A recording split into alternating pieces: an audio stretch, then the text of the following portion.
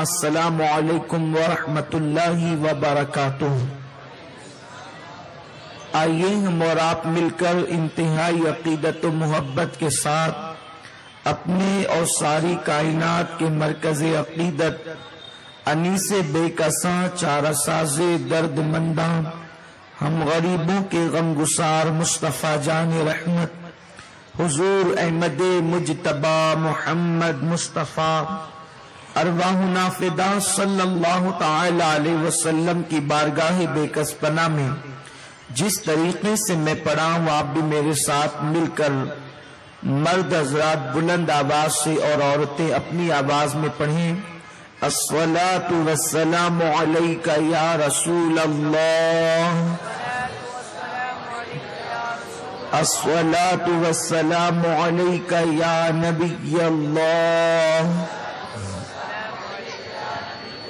الصلاۃ والسلام علیک یا حبیب اللہ وعلی آلک واصحابک یا نور اللہ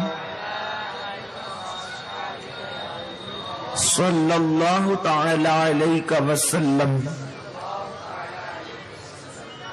میرے پیارے آقا صلی اللہ تعالی علیہ وسلم کے پیارے دیوانوں اور خاتون جنت رضی اللہ تعالی عنہ کی کنیزوں، آیہ کریمہ کے جس حصے کی تلاوت کرنے کا میں نے شرف حاصل کیا ہے، رب قدیر اس کے متعلق مجھے حق کہنے اور آپ تمامی کو حق سن کر اس پر عمل کرنے اور اسے عام کرنے کی توفیق عطا فرمائے۔ یہ بات میں پہلے آپ کو وضاحت کے ساتھ بتا دوں کہ دنیا کا یہ دستور ہے کہ جب دوسرے شہروں میں کوئی بیماری پھیلنے لگتی ہے اور اپنے شہر میں بیماری کے آنے کا اندیشہ ہوتا ہے تو حفظ ما تقدم کے تحت پہلے ہی سے شہریوں کو ٹیکے لگائے جاتے ہیں تاکہ ہمارے شہر میں وہ بیماری نہ آنے پائے۔ یاد رکھیں، کسی بھی عنوان پر گفتگو ہو تو اس کا مطلب یہ نہیں ہے کہ سننے والے لوگ اس برائی کے اندر مبتلا ہیں، بلکہ ہم حفظ ما تقدم کے تحت پہلے سے اپنی قوم کو آگاہ کر دیتے ہیں تو دنیا میں دوسری طرف جو ہو رہا ہے وہ ہمارے یہاں نہ ہونے پائے۔ میرے پیارے آقا صلی اللہ تعالی علیہ وسلم کی کنیزوں، اس وقت پوری دنیا کے اندر خاص طور پر مغربی ممالک کے اندر سب سے زیادہ اگر کوئی گناہ ہو رہا ہے تو اس کا نام زنا ہے۔ اللہ اکبر، چھوٹے چھوٹے بچے ابھی جنہوں نے اللہ اکبر جن کے ہونٹ بھی ابھی دودھ کے حوالے سے خشک نہیں ہوئے، 8-8 سال اور 10-10 سال کے بچے معاذ اللہ رب العالمین زنا کی ڈگر پر چل چکے ہیں۔ برطانیہ کی سرزمین پر، امریکہ کی سرزمین پر، افریقہ کی سرزمین پر اور دیگر دوسرے ممالک جو عریانیت کے اعتبار سے مشہور ہے، جو ننگے پن کے اعتبار سے مشہور ہے، وہاں پر ہر دن رات جو ہے وہ لوگ زنا کے اڈوں کو آباد کیے ہوئے ہیں۔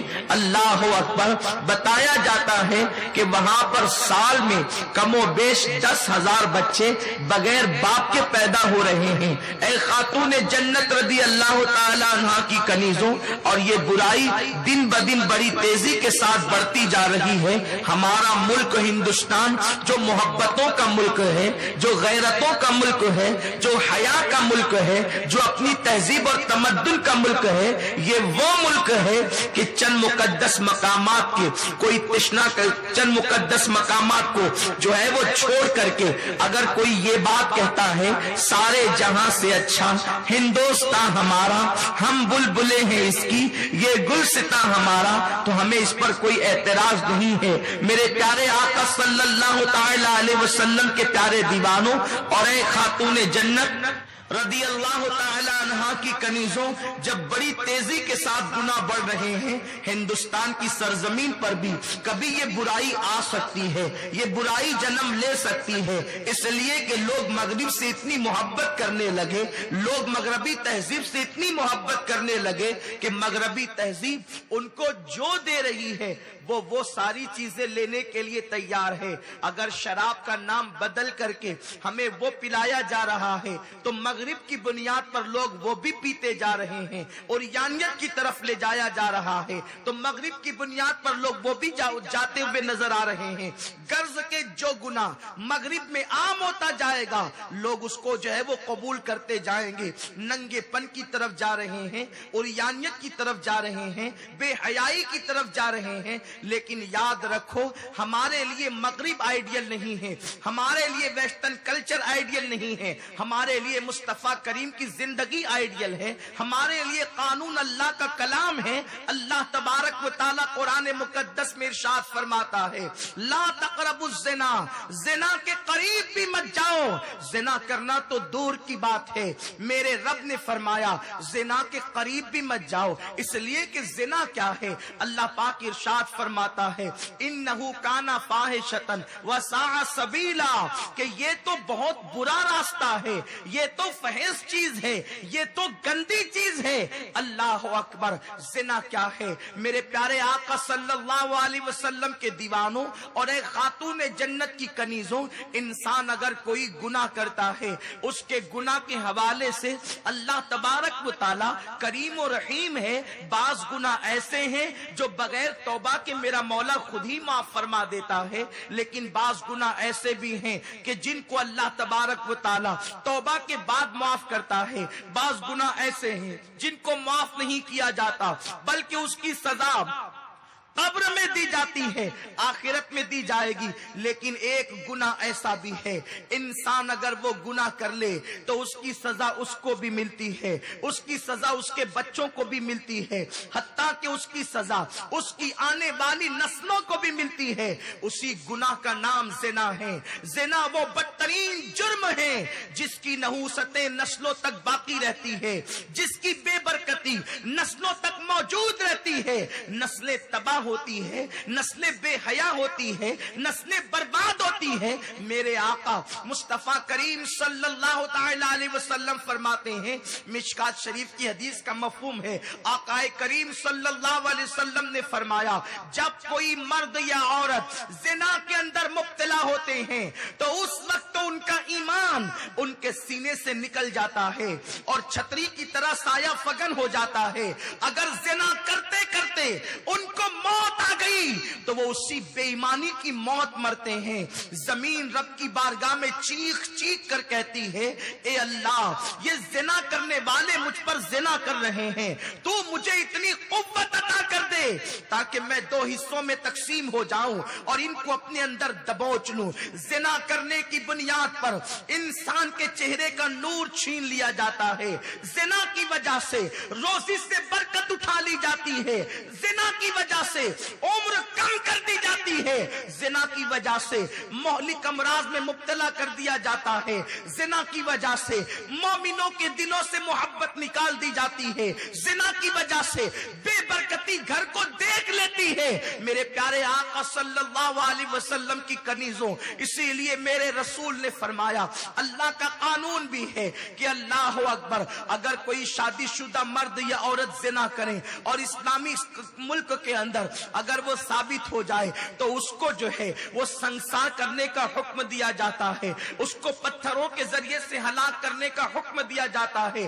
نزہت المجالس کے اندر اللہ اکبر علامہ عبد الرحمن لکھتے ہیں اگر بندروں میں بھی کوئی بندریا زنا کر لیتی ہے تو بندر بھی اس بندریا کو سنسار کر دیتے ہیں اور اس بندر کو سنسار کر دیتے ہیں۔ میرے پیارے آقا علیہ السلام کے پیارے دیوانوں، مجھے حیرت ہے کہ بندر جیسی مخلوق بھی زنا کو برا جانتی ہے۔ یہ انسانوں کو کیا ہو گیا ہے کہ اب یہ زنا کو فیشن سمجھ کر زنا کی طرف بڑھتے جا رہے ہیں، زنا کو تہذیب سمجھ کر زنا کی طرف بڑھتے جا رہے ہیں۔ اگر کسی کو بندر کہہ دیا جائے وہ اپنے لیے گالی تصور کرتا ہے، لیکن مجھے بتاؤ جسے بندر برا سمجھتے ہیں اس کو تم نے بھی برا نہ سمجھا۔ اتنی عقل معوف ہو گئی، عقل اتنی بودی ہو گئی، فکر اتنی گر چکی ہے کہ جانور جس سے نفرت کرتے ہیں آج وہ گناہ فیشن کے طور پر ہمارے اندر رائج کرنے کی کوشش کی جا رہی ہے۔ میرے پیارے آقا صلی اللہ علیہ وسلم کے دیوانوں اور اے خاتون جنت کی کنیزوں، میرے کریم نے فرمایا لا تقربوا الزنا، زنا کے قریب بھی نہ جانا۔ زنا کے قریب نہ جانے کا مطلب کیا ہے؟ یعنی ایسے راستے پر نہ جاؤ جس پر چلنے کے بعد تم زنا کا شکار ہو سکتے ہو، زنا کے اندر مبتلا ہو سکتے ہو، زنا کی تباہی کے اندر گرفتار ہو سکتے ہو۔ اس راستے سے بھی بچو۔ زنا کرنا تو دور کی بات ہے، زنا کے راستے پر بھی نہ جاؤ۔ اب میں مختصراً یہاں وقت میں جتنی گنجائش ہوگی ان ساری چیزوں کا جائزہ لینے کی ہم کوشش کریں گے۔ وہ کون سے راستے ہیں جو انسان کو زنا کی طرف لے جاتے ہیں؟ چونکہ یہ اجتماع خاص طور پر عورتوں کے لیے ہے تو میں زیادہ تر باتیں عورتوں کے حوالے سے عرض کروں گا۔ میرے پیارے آقا صلی اللہ علیہ وسلم کے پیارے دیوانوں، اجتماعی طور پر دلی کی سرزمین پر زنا ہوا، گینگ ریپ ہوا، اللہ اکبر۔ اس وقت کے حالات یہ ہوئے، ملک کا ہر لیڈر بول پڑا، ملک کا ہر رہنما بول پڑا، ملک کا ہر سیاستداں بول پڑا۔ ہندوستانی ناریوں کی عزت غیر محفوظ ہو گئی، ہندوستانی بچیوں کی عزت غیر محفوظ ہو گئی۔ لیکن میں عرض کرنا چاہتا ہوں، لوگ مردوں ہی کو کیوں گالیاں دیتے ہیں؟ یقیناً اس میں مردوں کا قصور ہے، لیکن جب زنا ہوتا ہے اس میں سب سے زیادہ قصور عورتوں کا ہوتا ہے۔ اس لیے کہ اگر عورتیں بن سنور کر گھر سے نہ نکلیں تو انہیں دیکھے گا کون؟ ان کے فتنے میں مبتلا کون ہوگا؟ حجت الاسلام امام غزالی رحمت اللہ تعالی علیہ ارشاد فرماتے ہیں، جو برقع اتنا مزین کیا جائے، جو برقع اتنا سجا دیا جائے کہ برقعے کی سجاوٹ کی وجہ سے لوگ عورت کو دیکھنے لگے یا عورت کی طرف متوجہ ہو، ایسا برقع پہننا بھی حرام ہے۔ اس لیے کہ اسلام میں برقع پہننے کا حکم نہیں ہے، اسلام میں پردہ کرنے کا حکم ہے۔ جو برقع تمہیں بے پردہ کر دے، جو برقع لوگوں کو دعوت نظارہ دے، جو برقع لوگوں کو تمہاری طرف متوجہ کرے، جو برقع لوگوں کو تمہاری طرف آمادہ کرے، وہ برقع نہیں ہے، وہ لعنت کا ذریعہ ہے۔ امام غزالی رحمت اللہ تعالی علیہ نے 800-900 سال پہلے فرمایا کہ ایسا برقع حرام ہے جس کے اندر زینت ہو۔ اب آپ دیکھیں عورتیں کیا زنا کے رستے پر نہ چل پڑی، برقع بھی پہن کر نکلتی ہے، اس میں نگ لگے ہوئے ہیں، اس میں سجاوٹ ہے، طرح طرح کی بناوٹ ہے۔ برقع اس کا نام نہیں ہے، برقع وہ ہوتا ہے جو اگر جوان پہن لے تو پتا بھی نہ چلے کہ یہ بوڑھی ہے کہ جوان ہے، گزرنے والی گزر جائے، اس کی جسم کی ساتھ تو بھی پتہ نہ چلے۔ ایسے برقعے ہونے چاہیے، برقعے میں کوئی سجاوٹ نہیں، برقعے میں کوئی تزئین نہیں، برقعے میں کوئی فیشن نہیں۔ اگر آبرو کی حفاظت چاہیے، عورتیں خود زنا کے رستے پر چل پڑی ہے اور اس کی زیادہ ذمہ دار وہ ہے، اس لیے کہ عورتیں اپنے آپ کو اوریاں کر رہی ہے۔ آپ مجھے بتائیں، اگر بھوکے کے سامنے کوئی گوشت لے کر کے آئے تو کیا وہ اپنی بھوک پہ کنٹرول کر سکے گا؟ یہاں تو لوگ نفس کے غلام بن چکے ہیں، عورتیں ننگی ہو کر کے گھر سے نکل رہی ہے۔ میرے پیارے آقا علیہ السلام کے پیارے دیوانوں، یہ میرا عنوان صرف مسلمان عورتوں کے لیے نہیں ہے بلکہ پورے ملک کی بچیوں کے لیے ہے۔ اس لیے کہ اسلام جہاں مسلم بچیوں کی عزت کی حفاظت چاہتا ہے، وہیں پر غیر مسلم بچیوں کی عزت کی بھی حفاظت چاہتا ہے۔ ہمارا مذہب عورت کو عزت کی نظر سے دیکھتا ہے، ہمارا مذہب عورت کو وقار کی نظر سے دیکھتا ہے۔ اس لیے کہ اگر عورت بچی ہے تو وہ ماں باپ کے لیے جنت ہے، جوان ہے تو وہ اپنے شوہر کے لیے جنت ہے، ماں بن گئی ہے وہ اپنی اولاد کے لیے جنت ہے، عورت کا ہر روپ جنت ہے۔ میرے پیارے آقا صلی اللہ علیہ وسلم کی کنیزوں، تو میرے رب نے فرمایا زنا کے قریب نہ جاؤ، تو برقعے کو فیشن بنا کر دعوت نظارہ دیا جا رہا ہے۔ اس کے بعد عورتوں کے کپڑے اتنے تنگ اور چست ہو چکے ہیں، اتنے باریک اور پتلے ہو چکے ہیں کہ اللہ اکبر، باریک اور پتلے پتلے لباس پہن کر عورتیں کپڑا پہن کر بھی ننگی ہے۔ یہ بھی زنا زنا کے قریب جانے کے راستہ ہے، یہ بھی زنا کی طرف لے جانے والا راستہ ہے۔ میرے آقا علیہ السلام کے فرمان کا مفہوم ہے کہ جس کا ایمان جتنا مضبوط ہوگا وہ عورت اتنا موٹا کپڑا پہنے گی، اور جو جتنا باریک اور پتلا کپڑا پہنے گی اس کا ایمان اتنا کمزور ہوگا۔ اللہ نے اگر کسی کو سفید چمڑی دے دی، اللہ نے کسی کو حسن دے دیا، تو عورتیں یہ تصور کرتی ہیں کہ اب ہمارا حسن نمائش کے لیے ہے، ہمارا حسن دکھاوے کے لیے ہے۔ میں اپنی بہنوں کو پیغام دینا چاہتا ہوں، اے خاتون جنت کی کنیزوں، تمہاری صورت تمہارے باپ سے ملتی ہوگی، تمہاری صورت تمہاری بہن سے ملتی ہوگی، تمہاری صورت تمہاری ماں سے ملتی ہوگی۔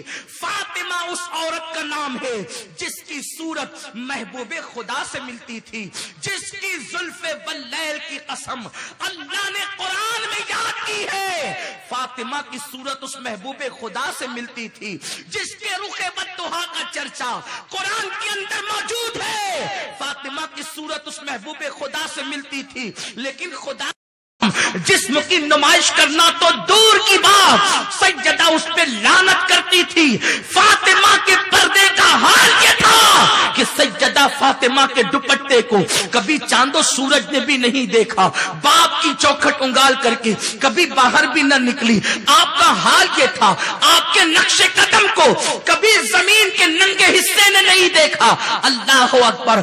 آج عورتوں کو کیا ہو گیا ہے؟ خاتون جنت کی کنیز ہونے کا دعویٰ کرنے والیاں باریک اور پتلے لباس پہن کر، کوئی ساڑی پہن رہی ہے، کوئی گھگرا اور شرارہ پہن رہی ہے۔ یہ اسلامی لباس نہیں ہے۔ اسلامی لباس تو وہ ہے جو پورے جسم کو ڈھک لے، اور لباس کہتے ہی اسے ہیں جو چھپا لیتا ہے، جو چھپا نہ سکے، جو ننگا کر دے، وہ لباس نہیں ہے۔ اس لیے لباس پہنو، لباس اسے کہتے ہیں جو جسم کو چھپاتا ہے، جو وجود کو چھپاتا ہے، جو جسم کی ساخت کو چھپاتا ہے۔ میرے آقا مصطفیٰ کریم رؤوف الرحیم صلی اللہ تعالی علیہ وسلم نے ارشاد فرمایا، جو عورتیں باریک اور پتلے لباس پہنتی ہیں ایسی عورتیں جنت کی خوشبو سے بھی محروم کر دی جائے گی۔ جن عورتوں کے سروں پر پتلے پتلے دوپٹے ہیں ایسی عورتیں جنت کی خوشبو سے محروم کر دی جائے گی۔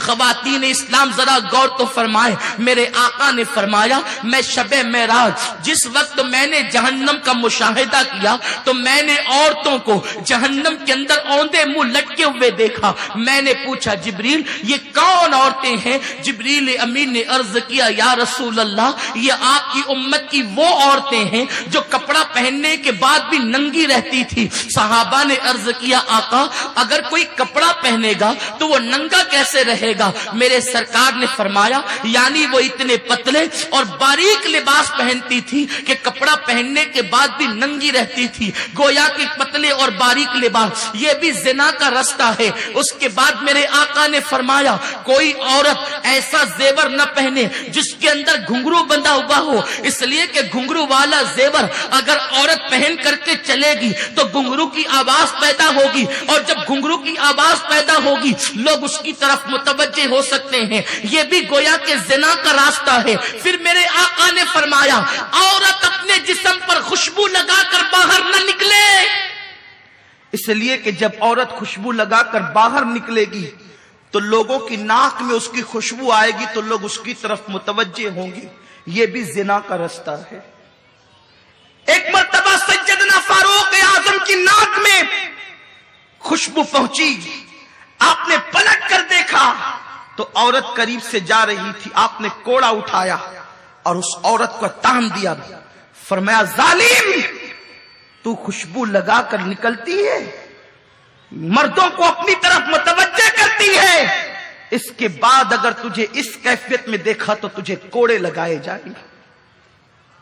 عورت خوشبو لگا کر باہر نہیں نکل سکتی، اور اگر خوشبو لگانا ہی ہے تو ایسی خوشبو جس کا کلر گہرا ہو، اور خوشبو ہلکی ہو کہ قریب سے گزرنے والے کو بھی اس کی اطلاع نہ ہو، ایسی خوشبو لگائے. لیکن ایسی خوشبو لگا کر بھی گھر کے باہر نکلنے کی اجازت نہیں، وہ صرف شوہر کے لیے اجازت ہے. میرے پیارے آقا صلی اللہ علیہ وسلم کی کنیزوں، تو یہ بھی زنا کا رستہ ہے، یہ بھی زنا کی راہ ہے. عورت خوشبو لگا کر گھر سے باہر نکلے. میرے سرکار مصطفیٰ کریم رؤوف الرحیم صلی اللہ تعالی علیہ وسلم فرماتے ہیں، میں نے جہنم میں کچھ عورتوں کو اور مردوں کو اس حالت میں دیکھا کہ ان کی چمڑیوں کو آگ کی کینچی سے کاٹا جا رہا ہے. میں نے پوچھا جبریل یہ کون لوگ ہیں؟ تو عرض کیا جبریل امین نے، یا رسول اللہ صلی اللہ تعالی علیہ وسلم، یہ آپ کی امت کی وہ عورتیں اور لڑکیاں ہیں جو اس لیے بن سنور کر گھر سے نکلتی تھی کہ لوگ ان کو دیکھیں اور ان کے فتنے میں مبتلا ہو جائیں. آج کل کی بچیوں کا رہن سہن دیکھیں. کل تک تو عورتیں بہرحال پھر بھی باریک اور پتلے لباس پہنتی تھی، لیکن نیچے تک پہنتی تھی، وہ بھی قابل مذمت تھا، اس کی بھی تعریف نہیں تھی، وہ بھی عذاب کی طرف لے جانے والا تھا. لیکن آج کیسا دور آ گیا، فاطمہ کی کنیز کہلانے والی بچیاں جنس پہن رہی ہے، ٹی شرٹ پہن رہی ہے، شارٹ شرٹ پہن رہی ہے. نہ باپ کو فکر ہے نہ ماں کو فکر ہے، اور بچیوں کو اسی طریقے سے آزاد چھوڑ دیا جاتا ہے. ان مولویوں کو کیا سمجھتا ہے، یہ تو 1450 سال پرانی باتیں کرتے ہیں. لیکن جب بچی اپنا سب کچھ لٹا کر کے گھر آتی ہے تب باپ چار چار آنسوؤں سے روتا ہے. جب سب کچھ لٹ جاتا ہے تب باپ کی آنکھوں میں آنسو آتے ہیں. او باپ، تجھے میرے رسول نے فرمایا جس کی بیٹی اڑیاں گھومے، جس کی بیٹی بے پردہ گھومے، وہ باپ دیوس ہے، دیوس. اللہ اس باپ پر لعنت کرتا ہے، نہ اس کی نمازیں قبول کرتا ہے نہ اس کی دعائیں قبول کرتا ہے. جس شوہر کی بیوی بے پردہ گھومے، باریک اور پتلے لباس پہنے، وہ شوہر بھی دیوس ہے. اللہ نہ اس کی دعا قبول کرتا ہے نہ اس کی نمازیں قبول کرتا ہے. میرے پیارے آقا علیہ السلام کے پیارے دیوانوں، یہ جینس اور ٹی شرٹ بھی زنا کے رستے پر لے جانے والی چیز تھی. اس لیے کہ جب بالکل جسم سے ٹچ جو ہے جنس دیکھے گا انسان اور ٹی شرٹ دیکھے گا اور یا عورت کو دیکھے گا تو اس کے جذبات بھڑکیں گے اور وہ گناہ کی طرف مائل ہوگا، اس کے قدم اٹھتے چلے جائیں گے. میرے پیارے آقا علیہ السلام کے پیارے دیوانوں، یہ لباس بھی کم طوفان نہیں مچا رہا تھا، لباس تو طوفان مچا ہی رہا تھا، قیامت بپا ہی کر رہا تھا، معاشرے میں آگ ہی لگا رہا تھا. رہی صحیح کسر اب موبائل نے پوری کر دی، فون نے پوری کر دی، انٹرنیٹ نے پوری کر دی. گھر بیٹھے بیٹھے قوم کی بچیاں انٹرنیٹ پر دوسرے لڑکوں سے رابطہ کرتی ہے. میں یہ نہیں کہتا کہ سب بچیاں ایسا کرتی ہے، واللہ آج بھی مسلمانوں کی 99% بچیاں سیدہ فاطمہ کے نقش قدم پر ہے. یہ میرا حسن ظن ہے. لیکن ہمارا اجتماع چونکہ پوری دنیا میں سنا جاتا ہے اور بچیوں کو آگے کوئی جو ہے وہ مس گائیڈ نہ کرے، بچیوں کی آبرو کو کوئی تباہ نہ کرے، ہم پہلے ہی سے انہیں آگاہ کر رہے ہیں. کیونکہ میرے رسول نے ایک بیٹی کی عزت کو کعبے سے بلند کر دیا ہے. قوم مسلم میں عورت وہ ہے کہ اگر رابعہ حج کو جاتی ہے تو کعبہ استقبال کے لیے چلا آتا ہے. رابعہ کہتی ہے اے کعبے تو کیوں چلا آیا؟ میں تجھے دیکھنے نہیں آئی، میں تو رب کا دیدار کرنے آئی ہوں، میں تو خدا کا جلوہ دیکھنے آئی ہوں. میرے پیارے آقا صلی اللہ علیہ وسلم کی کنیزوں، عورت وہ ہے حج کو جائے تو کعبہ آ جائے، عورت وہ ہے حج کو جائے تو کعبہ استقبال کے لیے آ جائے. اور صرف استقبال ہی نہیں بلکہ اللہ اکبر. ایک بزرگ فرماتے ہیں میں حج کے لیے نکلا، اس شان سے نکلا ہر قدم پر 2 رکعت نماز پڑھوں گا. میری قوم کی بچیوں، عورت کیا ہے دیکھو، عورت کا مقام جانو، عورت کا مرتبہ جانو. عورت اللہ سے ڈرنے والی بن جائے، عورت پاک دامن بن جائے، عورت متقی بن جائے، اس کا مرتبہ کیا ہو جاتا ہے. بزرگ فرماتے ہیں میں اس شان سے نکلا ہر قدم پر 2 رکعت پڑھوں گا، ہر قدم پر 2 رکعت پڑھوں گا. ایسا بھی کوئی حاجی تم نے دیکھا ہے جو ہر قدم پر 2 رکعت پڑھتے جائے؟ فرماتے ہیں جب مطاف کعبہ میں پہنچا تو غلاف کعبہ لٹکا تھا، کعبہ غائب تھا. لوگوں کی نظریں دیکھ نہیں پا رہی تھی کہ गिलाफ काबा नहीं है। मैंने पूछा अल्लाह काबा गया कहां? तो निदा आई मेरे बंदे काबा राबिया का तवाफ करने के लिए गया है। राबिया कभी वो है कि हज को जाए तो काबा इस्तिकबाल को आए, और न जाए तो राबिया का तवाफ करने। ये राबिया कौन है? रंग काला है, कद नाटा है, पेवनदार कपड़े हैं, लेकिन रातों को सोती नहीं, अल्लाह की इबादत करती है। और यहां हाल क्या है? कौम की बच्चियां नेट पर, इंटरनेट पर, मुस्लिम बच्चियां बैठकर दूसरों को निकाह की दावत दे रही है, मोबाइल पर लंबी लंबी गुफ्तगू, और ये सारे खुराफात सीरियल सिखा रहे हैं।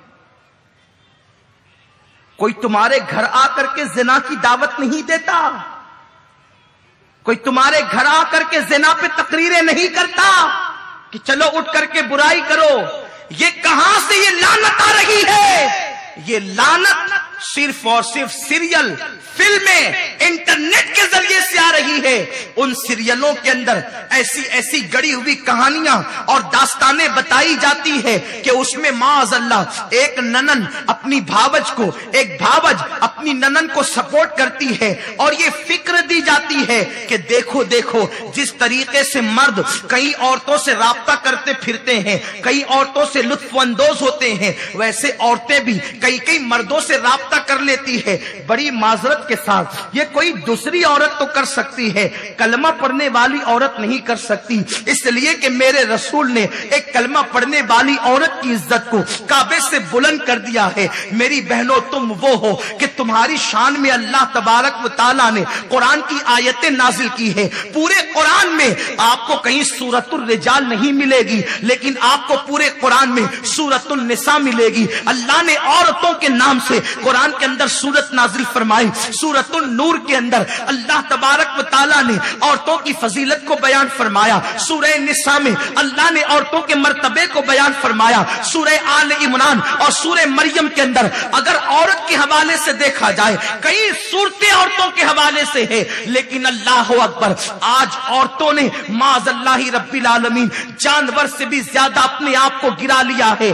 क्यों? सिर्फ इसलिए आज एक चीज है, फैशन के नाम पर दुनिया जो चाहे तुमसे करवा ले। ये फैशन नहीं है, फैशन इसका नाम नहीं है, ये गंदगी है, नफ्सानी ख्वाहिशात है, ये गंदगी है, ये गलाजत है। इसकी तरफ न जाओ, इससे तुम्हारी नस्लें बर्बाद होगी। जिना की पैदावार न माँ का वफादार है, न बाप का वफादार है, न मिल्लत का वफादार है, न मजहब का वफादार है। क्या समझते हो? कब तक के तुम रंगरेलियां करते रहोगे? अपने हुस्न का नाजायज फायदा कब तक उठाते रहोगे? जब तक जवानी है तभी तक ना, लेकिन ये जवानी 16 साल से लेकर 40 साल के दरमियान होती है। उसके बाद जवानी छीन ली जाती है दुनिया के आवारा मर्दों पर, लालच की बुनियाद पर। कभी जेवरात की लालच, कभी बाइक पर घूमने घुमाने की लालच, कभी लंबी कारों की लालच, कभी दौलत की लालच। औरतों को मर्द लालच दे दे करके, मोहब्बत के बुलंद बांग दावे कर करके तुम्हारे लिए ये कर देंगे, तुम्हारे लिए वो कर देंगे, तुम्हारे लिए ऐसा कर देंगे, तुम्हारे लिए वैसा कर देंगे। कौम की बच्चियां भोली होती है, औरतें नादान होती है, अपने मुस्तकबिल का फैसला कर नहीं पाती। मोहब्बत के झांसों में आकर के वो उन नफ्स परस्तों के पीछे चल पड़ती है।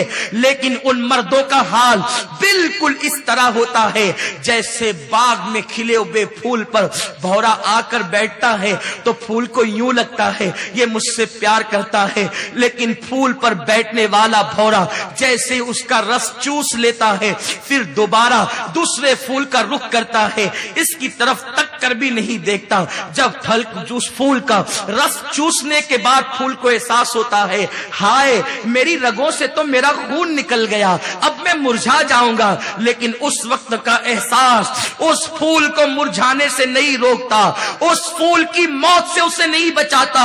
ऐ मेरी कौम की बेटियों, ऐ कनीज़ाने फातिमा, ऐ ज़ैनब की शहदाइयों, इसी तरह आजकल के मर्दों का हाल है कि गुल पर जिस तरह گھوڑا رن چوس کر کے رس چوس کر کے بھاگ جاتا ہے، اسی طرح عصمتوں کو لوٹ کر کے یہ مرد پھر کسی دوسرے کی تلاش میں نکل جاتے ہیں، ساری زندگی آنسو بہا کر، قوم میں رسوا ہو کر، تمہیں کچھ نہیں ملتا۔ اے خاتون جنت کی کنیزوں، اگر کوئی زیور کا لالچ دے تو میں تمہیں بتا دوں زیور قیمتی نہیں ہے، سونا، سونے کی حیثیت کیا ہے میں آج آپ کو بتا دوں۔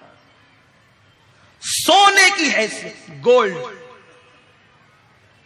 سب کے لیے قیمتی ہے، نہیں، کوئی قیمت نہیں اس کی۔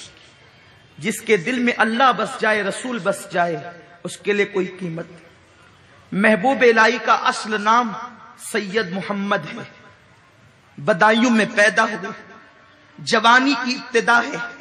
سید محمد جسے بعد میں دنیا نے محبوب الہی کہا،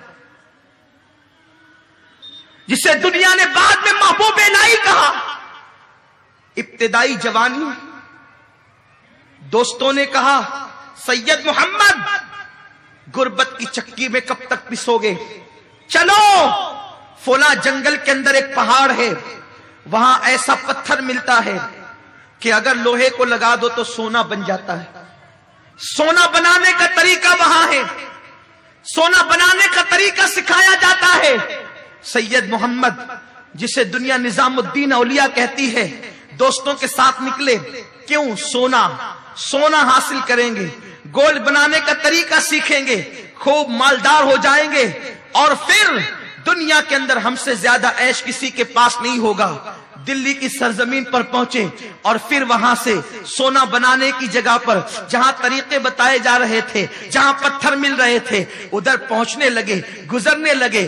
رستے میں ایک کٹیا ایک فقیر کی تھی، وہ فقیر کوئی معمولی فقیر نہیں تھا۔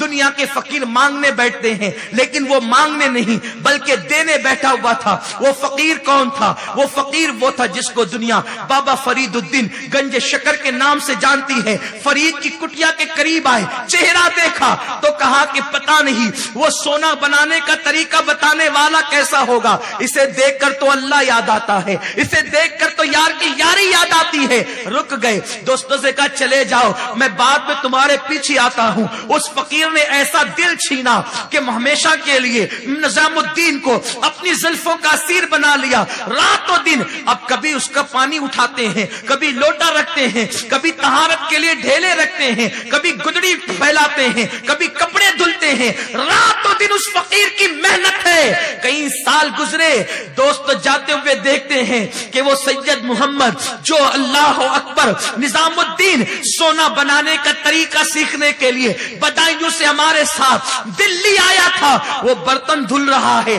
دوستوں نے دور سے دیکھا، کہا سید محمد دیکھ ہمارے پاس تھیلے کتنے ہیں، توڑے کتنے ہیں۔ دیکھا تو سب کے پاس اتنے تھیلے تھے اور سب میں سونا بھرا تھا۔ اٹھ کر کے گئے، کیا ہوا؟ کہا سونا بنانے کا طریقہ مل گیا، دیکھ ہم کتنے مالدار ہو کر آئے۔ جوانی کے ایام تھے، دل میں خیال آیا میں کہاں آ کر کے پھنس گیا، کاش ان کے ساتھ چلا جاتا تو مجھے بھی سونا بنانے کا طریقہ مل جاتا اور دنیا کے اندر میں بھی مالدار ہوتا، میرا بھی محل ہوتا، ماں کے ساتھ بڑی اچھی زندگی گزرتی۔ اللہ اکبر، دل میں خیال آنا تھا۔ پیر روشن ضمیر ہوتا ہے۔ بابا فرید نے اندر سے آواز دی، سید محمد کہاں؟ لبیک کہتے ہوئے اندر پہنچے۔ کہا بیٹے استنجا کی حاجت ہے، جا ڈھیلا لے کر کے آ۔ اللہ اکبر، ڈھیلا لینے کے لیے گئے، جس مٹی کے ڈھیلے کو ہاتھ لگایا وہی سونا بن گیا۔ اسے پھینکا، دوسرے کو ہاتھ لگایا، سونا بن گیا۔ تیسرے کو اس کو پھینکا، تیسرے کو ہاتھ لگایا، سونا بن گیا۔ ہاتھ لگایا، سونا بنا، پھینکا، دوسرا، تیسرا، چوتھا۔ اندر سے آواز آئی، بیٹے اتنی دیر کیوں لگاتا ہے، جلدی سے ڈھیلا لاتا کیوں نہیں تاکہ میں فارغ ہو جاؤں۔ آ کے ہاتھ باندھ کے کہتے بابا جس ڈھیلے کو ہاتھ لگاتا ہوں وہ سونے کا ہو جاتا ہے، فرمایا وہی لے کر کیا استنجا تو کر لوں۔ محبوب الہی نے جب کہا حضور آپ ہی نے تو مسئلہ بتایا ہے کہ سونے کے ڈھیلے سے استنجا نہیں ہو سکتی، اس کے لیے تو مٹی ہی کا چاہیے۔ فرمایا نادان، جو ڈھیلا سونے کا استنجا کے قابل نہیں ہے اس سے دل کیوں لگاتا ہے؟ دل لگانا ہے تو مدینے کے تاجدار سے لگا لے۔ کس سونے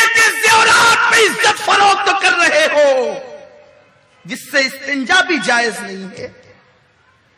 کس کو دل میں بٹھایا ہے جو پاک بھی نہیں کر سکتا استنجا سے؟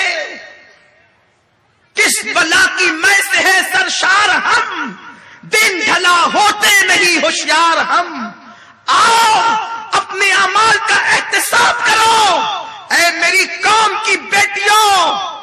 زیورات قیمتی نہیں ہے، زیور کھو جائے تو بازار میں مل جاتے ہیں، عصمت لٹ جائے تو بازار میں نہیں ملتی، حیا لٹ جائے تو بازار میں نہیں ملتی۔ انسان اگر ایک درخت کے نیچے شرافت کی زندگی گزار لے تو بھی اس کی عزت کے ڈنکے بجتے ہیں۔ لباس قیمتی نہیں، لباس پر عزت کا سودا۔ سرکار غریب نواز ایک ڈریس، ایک جبہ سنجر سے پہن کر چلے تھے، 97 سال کی عمر میں وفات پائی، وصال کیا، دوسرا جبہ کبھی بنایا ہی نہیں۔ جس وقت تختے پر لٹایا میرے خواجہ کو، ان کا کرتا اتارا گیا تو اس کرتے کا وزن 23 کلو کا ہو گیا۔ وہ کرتے کا وزن 23 کلو کا کیوں تھا؟ پوری زندگی ایک کرتے پر گزاری، جہاں سے پھٹتا پیون لگاتے، جہاں سے پھٹتا پیون لگاتے، جہاں سے پھٹتا پیون لگاتے، پیون در پر اتنے پیون لگے کہ اصل کرتا تو دکھتا ہی نہیں تھا، پیون ہی نظر آتے تھے، اور بار بار پیون کی وجہ سے اس کرتے کا وزن 23 کلو کا ہو گیا تھا۔ نہیں دیکھتے بڑے بڑے بادشاہ قیمتی لباس پہنتے تھے، آج قبروں کا نشان بھی نہیں۔ ایک کرتے پہ زندگی گزارنے والا خواجہ، جب دیکھو وہاں پر بھیڑ نظر آتی ہے، ہاتھ پھیلا کر لوگ خیرات مانتے ہیں۔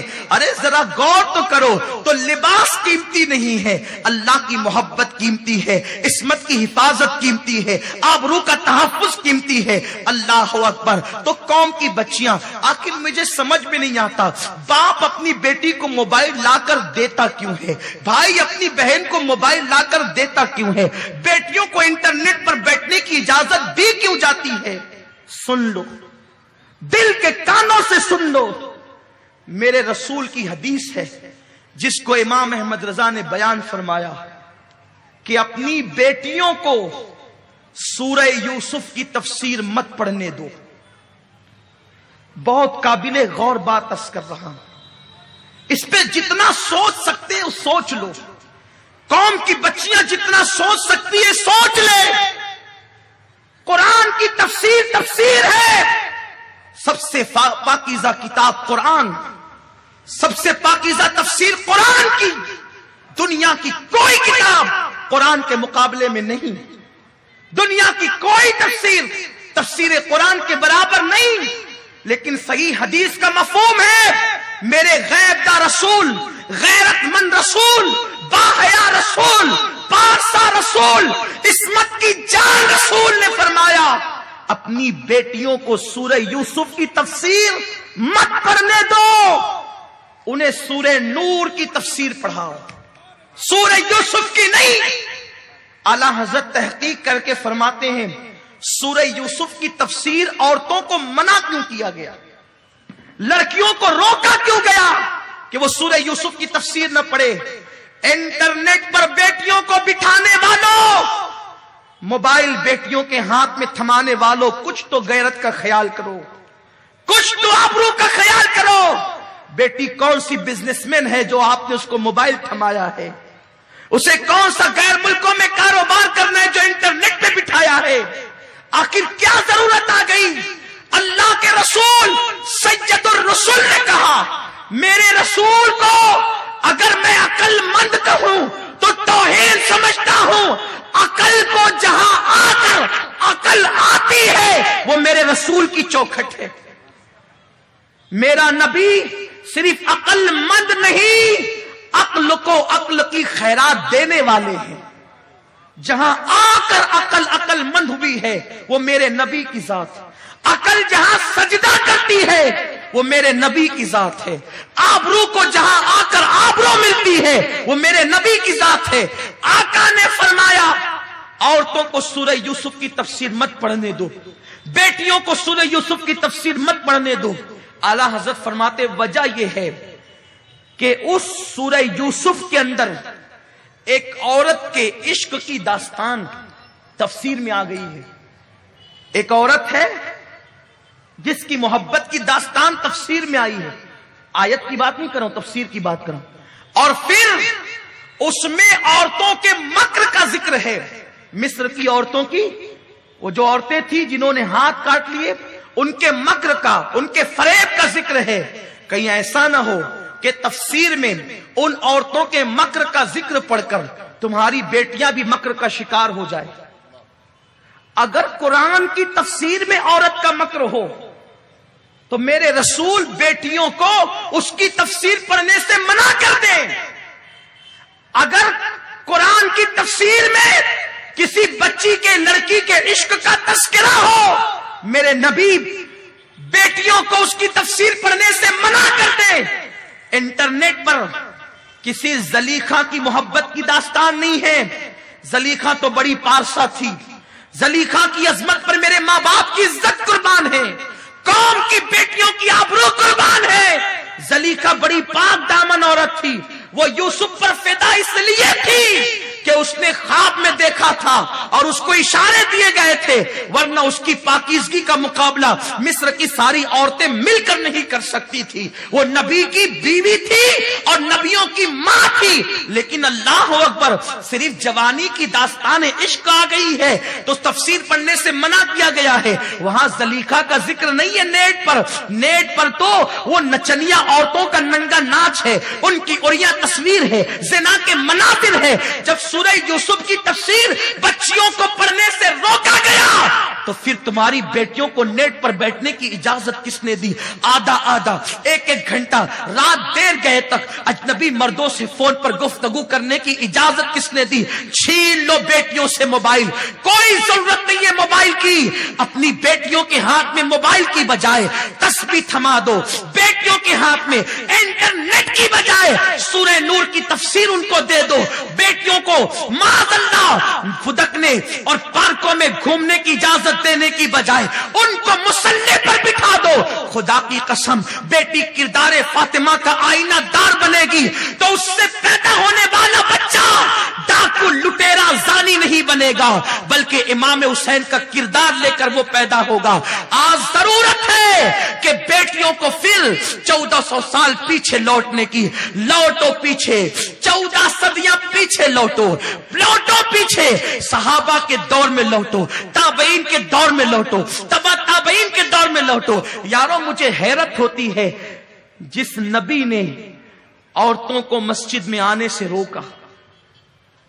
حدیث پاک تو ہے اللہ کی بندیوں کو مسجد میں آنے سے مت روکو، لیکن ایک حدیث پاک اور ہے، اور اس طرح کی بہت سی حدیثیں. ایک عورت آئی، عرض کی آقا میں آپ کے پیچھے نماز پڑھنا چاہتی ہوں، آپ کی امامت. آپ امام ہو، لوگ آپ کے پیچھے نماز پڑھے ہو تو میں بھی پڑھوں. خدا کی قسم، امام الانبیاء کی اقتدا جس کو مل جائے اس کی شان کیا ہوگی. آقا نے فرمایا اے عورت، میرے پیچھے نماز پڑھنے سے، میری مسجد میں نماز پڑھنے سے بہتر ہے کہ تو اپنے گھر میں نماز پڑھ. نبی پاک نے اپنی اقتدا اور اپنی مسجد سے بہتر عورت کی عزت کی خاطر گھر میں نماز پڑھنے کا حکم دیا. تو جس اسلام کے قانون نے عورت کو مسجد میں آنے کی بجائے گھر میں نماز پڑھنا افضل قرار دیا، اس مذہب کی عورتیں سنیما دیکھنے کہاں جاتی؟ سنیما گھر جاتی. مساج کرانے مساج گاہوں پر جاتی. سروں کو سوارنے بیوٹی پارلر میں جاتی ہے.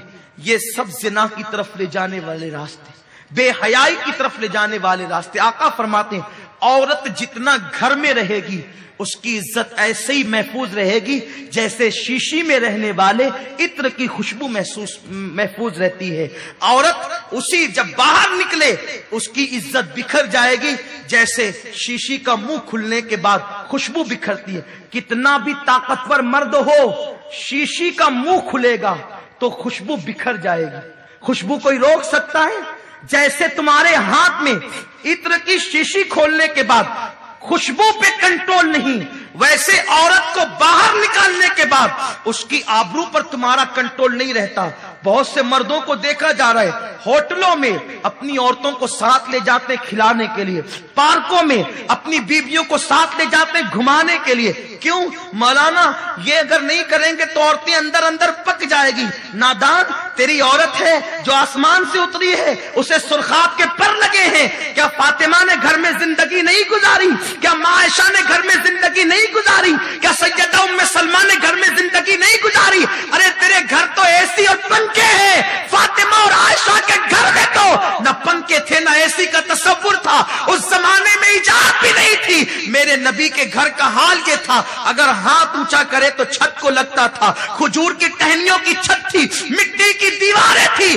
وہ عورتیں 24 گھنٹہ اسی میں رہتی تھی. لیکن مجال ہے، مرتبے اتنے بلند تھے کہ سدرا کا مکین بھی اجازت کے بغیر پر نہیں مار سکتا تھا.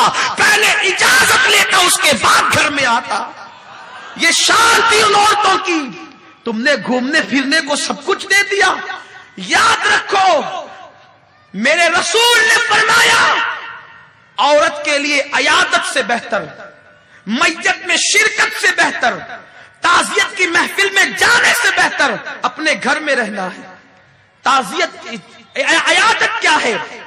آقا فرماتے ہیں جب تم بیمار کی عیادت کے لیے جاتے ہو، ہر قدم پر 1 سال کی عبادت کا ثواب ملتا ہے.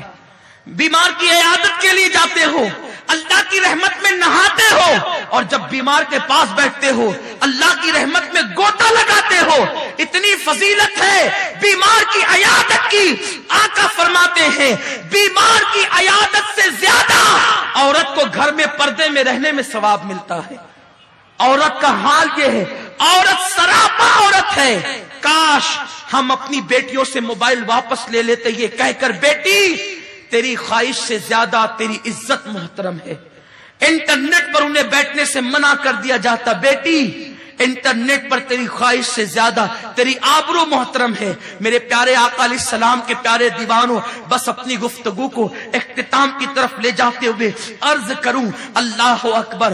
یاد رکھیں زندگی میں میری بہنوں کیسا بھی موڑ آ جائے، کیسا بھی وقت آ جائے، کبھی پاک دامنی کا دامن نہ چھوڑنا، کبھی حیا کا دامن نہ چھوڑنا. کتنی بھی مصیبت آ جائے، کتنی بھی پریشانی آ جائے، سب کچھ برداشت کر لینا، لیکن آبرو کو لٹنے نہ دینا. سب سے قیمتی سرمایہ تمہاری آبرو ہے، تمہاری عزت ہے. میرے اللہ نے تمہیں کعبے سے بلند کیا ہے، کعبے کی عزت سے زیادہ تمہاری عزت کر دی ہے. میری بہن تیرے قدموں میں میرے اللہ نے جنت سمیٹ کر رکھ دی ہے. میرے نبی نے فرمایا الجنت تحت اقدام الامہات، جنت تمہارے ماؤں کے قدموں کے نیچے ہے، تمہارے قدموں میں جنت سمٹ آئی ہے.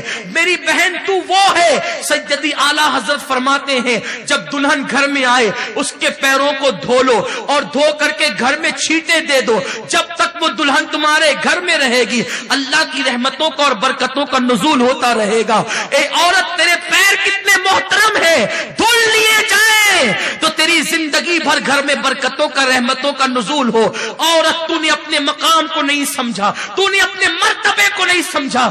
بتوں کی پجارن عورتوں کو دیکھ کر، ناچنے والی سیریلوں کی عورتوں کو دیکھ کر تو نے فاطمہ کا کردار بھلا دیا. ارے تو فاطمہ کی کنیز ہے جس کے قدموں میں جنت ہو. وہ کسی کی آبرو پر، کسی کی دولت پر اپنی آبرو کا سودا کر لے. یہ تیری عظمت نہیں، یہ تیرا کردار نہیں. خدا کی عزت و جلال کی قسم، پوری دنیا کے محلات ایک طرف، پوری دنیا کے زیور ایک طرف، پوری دنیا کی دولت ایک طرف، ایک مسلمان بیٹی کی عزت ایک طرف. آپ کو پتا ہے یہ مومن بچیوں کی عزت ہے. دنیا تمہاری تعظیم نہیں کرے گی اگر تم اپنے آپ کا احترام نہ کرو، تم اپنے آپ کی تعظیم نہ کرو. ایک واقعہ عرض کرنا چاہتا تھا اختتام پر اور گفتگو سمیٹنا چاہتا ہوں.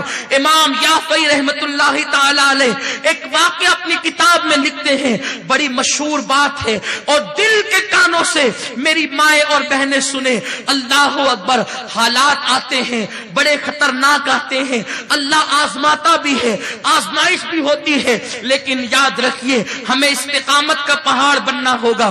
دنیا چند دن کی ہے. 3 بار پیٹ بھر کے کھانے والا بھی مر جاتا ہے، بھوکے رہنے والے کو بھی موت آتی ہے. محل میں رہنے والا بھی مر جائے گا، جھوپڑے میں رہنے والے کو بھی موت آتی ہے، زیور پہننے والی بھی مر جائے گی، بغیر زیور کے پیون والی زندگی گزارنے والے کو بھی موت آتی ہے، لیکن محل اور جھوپڑے والا سب کو کفن ہی پہنایا جاتا ہے۔ ایسا نہیں کہ زیور والی کو زیور کے ساتھ دفن کیا جائے گا، ایسا نہیں ہے۔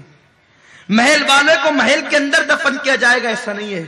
جہاں محل میں رہنے والی کی قبر ہوگی وہیں پر جھوپڑے میں رہنے والی کی قبر بھی ہوگی۔ فرق اتنا ہوگا، جس نے مولا کو منا لیا ہوگا اس کی قبر جنت کے باغوں میں سے ایک باغ ہوگی، جس نے اپنی دامن کی عصمت کی حفاظت کی ہوگی اس کی قبر جنت کے باغوں میں سے ایک باغ ہوگی، اور جس نے جسم کی نمائش کی ہوگی شوہر کا محل ہوگا لیکن اندر بلکتی ہوگی۔ اور میری بہنوں ایک بات تمہیں بتا دوں، مالدار شوہر پر اترانا نہیں، زیور پر اترانا نہیں۔ کسی کا شوہر قبر میں ساتھ نہ گیا ہے نہ تمہارا شوہر ساتھ جائے گا۔ ہندوستان میں ایک جوڑے کو جانتا ہوں، لیکن ایک کی مثال دیتا ہوں جس نے محبت کا حق ادا کرنے کی کوشش کی ہے۔ بہت مشہور میاں بیوی ہے، شوہر نے حق ادا کیا محبت کا، کوشش کی، وہ شوہر ہے، اس کا نام شاہ جہاں ہے۔ لیکن آپ کو پتا ہے شاہ جہاں نے محل بنانا شروع کیا ممتاز کے لیے۔ ممتاز کے لیے محل بنانے کو کم و بیش 22 سے 23 سال کا عرصہ لگا۔ اس عرصے میں ممتاز مر گئی۔ جس کے لیے محل بن رہا تھا اس نے دیکھا بھی نہیں۔ لیکن حیرت ہوتی ہے، جو بیوی کے لیے تاج محل بنا ہے اتنا بڑا، اس زمانے میں جب تاج محل بنانے کی بات انجینئر سے کی تھی شاہ جہاں نے، اور اس نے ایک دم اخلاص کے ساتھ اپنی بیوی کے لیے بنانے کا ارادہ کیا تھا، تو انجینئر سے کہا تھا کہ کتنا بجٹ ہوگا، تو روزانہ کئی اشرفیوں کے تھیلیاں، بڑے بڑے تھیلے لے جاتا اور لے جا کر کے دریا میں ڈال دیتا، دریا میں ڈال دیتا، دریا میں ڈال دیتا۔ کسی نے آ کے شاہ جہاں کا پیسے لے جا کے دریا میں ڈال دیتا ہے۔ شاہ جہاں نے پکڑا، کیا ہے، میری دولت کو پانی سمجھا ہے؟ دریا میں ڈال دیتا ہے۔ نہیں، پانی نہیں سمجھا، بتانا اتنا چاہتا ہوں، میں نے تو آپ کے پیسے چھپا کے رکھے، کنکر اس تھیلی میں بھر کے ڈالتا تھا تاکہ آپ کو احساس ہو جائے جیسے دریا میں یہ ڈال رہا ہوں نا کنکر پیسے کی شکل میں، ایسے ہی دریا میں پیسے ڈالنے پڑیں گے جب تاج کھڑا ہوگا۔ اور 23 سال یا 22 سال کی قلیل مدت میں تاج بنا۔ آج بھی لوگ اس کو ملکوں سے دیکھنے آتے ہیں، لیکن مجھے بس ایک عبرت کی بات، جب میں گیا شاہ جہاں کے قدموں میں کھڑا ہوا، ممتاز کے قدموں میں، شاہ جہاں کے قدموں میں، اس نیت کے ساتھ، ایک مجدد کی ماں ہے، ایک مجدد کا باپ ہے، نیک لوگ ہیں، لیکن پھر بھی بادشاہ تھا، بیوی کے لیے ممتاز کا سنگھار اتنا تھا، میری قوم کی بچیوں کو نہیں پتا، دودھ سے اسے لڑکیاں نہلاتی تھی۔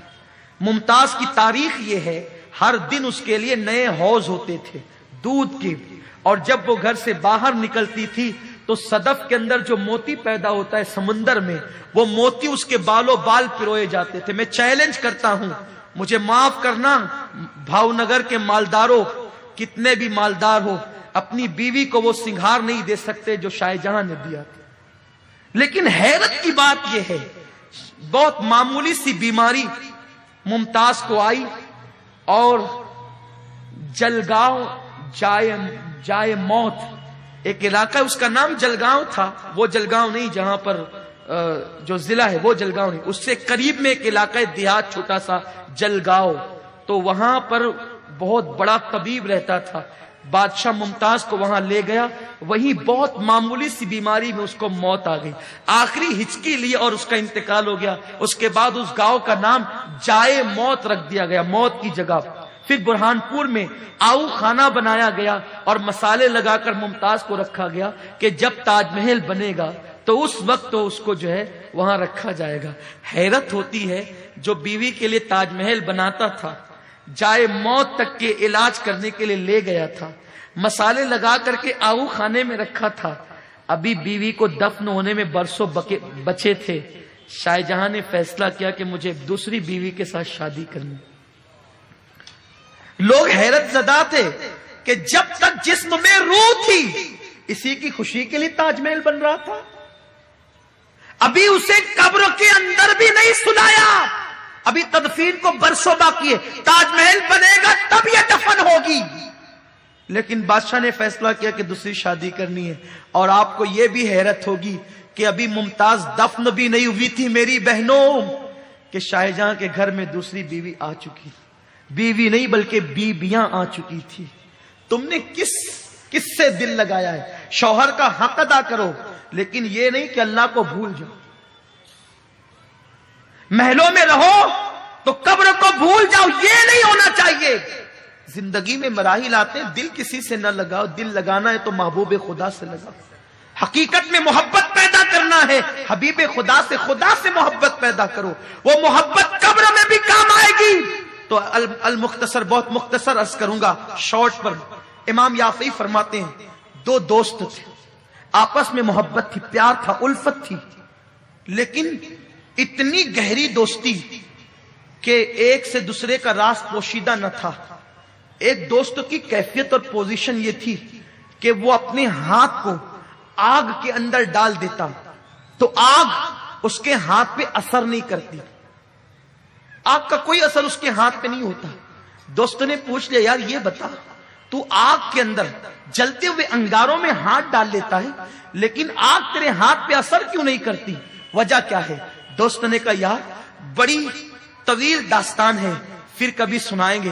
اس نے کہا نہیں، یہ کیا دوستی ہے کہ دوست بھی بناتا ہے راز بھی چھپاتا ہے۔ دوست وہ نہیں ہوتا جس سے راز چھپتے ہیں، دوست تو وہ ہوتا ہے جس کے سامنے کوئی راز ہی نہیں رہتا۔ بتانا بھائی کیا بات ہے؟